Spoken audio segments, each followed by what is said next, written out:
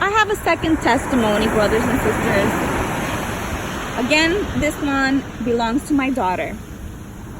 This was somewhere this year between the months of March 15th and April 8th. Now, we were having a discussion. She was pouring out her heart to me. You know, she was going through a moment where she was feeling like she wants to see herself in a certain place and she's not there. She was being hard on herself. So as she's talking to me, then she goes on to say, you know what, Mom? I had a dream that I even asked God, where do you want me at? And in the dream, I turned around and looked in the mirror and I saw myself in a white wedding gown. Now that is her testimony. She saw herself in a wedding gown as she looked at her reflection in the mirror in her dream after asking God, where do you want me at? She hadn't realized, she thought that meant something entirely different. So then I shared with her a short testimony that at that time, very recent, within days, I had happened with me. So this is a testimony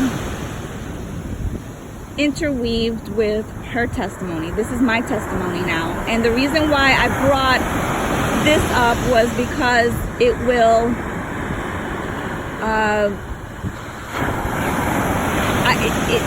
it's part of the story. Okay, so I explained to her how I had been led to read the book of Esther. This was a night that a friend of hers was over, and he was spending the night in the living room, and he was up. So at that point, this was 3 o'clock in the morning, I felt led to read the book of Esther. I wanted to read the book of Ruth because it's shorter. I knew it would be about 15-20 minutes to read.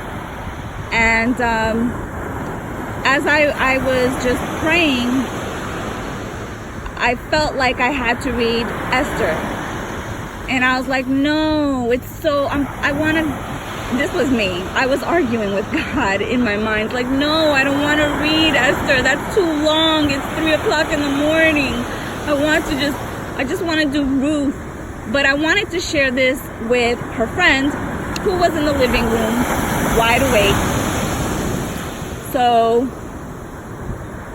I went and we read together. We basically read chapter by chapter. We took turns. To be honest, at that point when I read Esther, I really didn't understand it, and neither did he. And we both went to sleep. As time went on, a week later, I had injured my finger and I went on disability for about 3 weeks. So this was around, I remember that the injury was on March 15th because I remember saying it's the Ides of March. So the week prior, I had been led to read Esther. Then the Friday after, which was March 15th, I injured my hand. And somewhere right after that, I was watching a video of a pastor talking about Purim. And that just struck me as familiar, but I couldn't place my finger on what was Purim. Where did I hear that from? And then as I listened to him, he mentioned the Feast of Purim and the book of Esther. And from that point forward, I knew that there was a purpose for me reading that book. Okay, now I understood. Not that I knew, but I understood the purpose of it. So I got into understanding or actually reading up on it and just learning about how it relates to our time prophetically. You know, Esther becoming the bride, and it was just, there's some studies that are done that are beautifully explained on YouTube, and you know, it's the Feast of Purim. So I just talked to her about that, and now I went back to her conversation about how she had that dream. So now that I gave her some insight on what I had learned, I got her to do some thinking, and I asked her, so Sylvia, what do you believe God is telling you when you saw yourself in the mirror dressed up as a bride in a wedding gown? What do you think he was saying to you when you asked him, where do you want me at? Her eyes lit up. They practically came out of her head. They just bulged, and her mouth dropped, and she realized, and she says, his bride.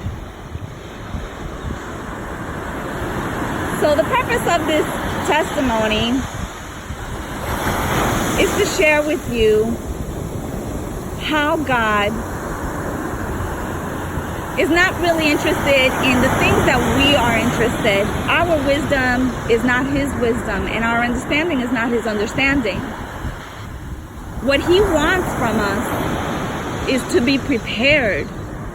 We need to prepare ourselves, because our groom, the bridegroom, he's coming for his bride. And he was just telling her, as much as she wanted all these other things that she's dealing with, he wants her to focus and see herself as his bride.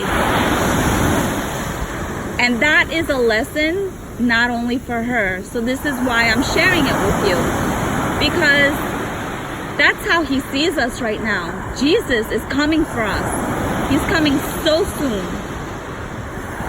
So soon. And a lot of people are not ready, because it's been 2,000 years since he left. And back when Paul was writing, they were anticipating for the return of Christ. It's been 2,000 years. But if you understand anything, if you don't put aside the things of the traditions of Jews, yes, Jesus said he was against the Pharisees and the Sadducees and the man-made rules, but the feasts, if you read in Genesis, he made appointed times for a reason.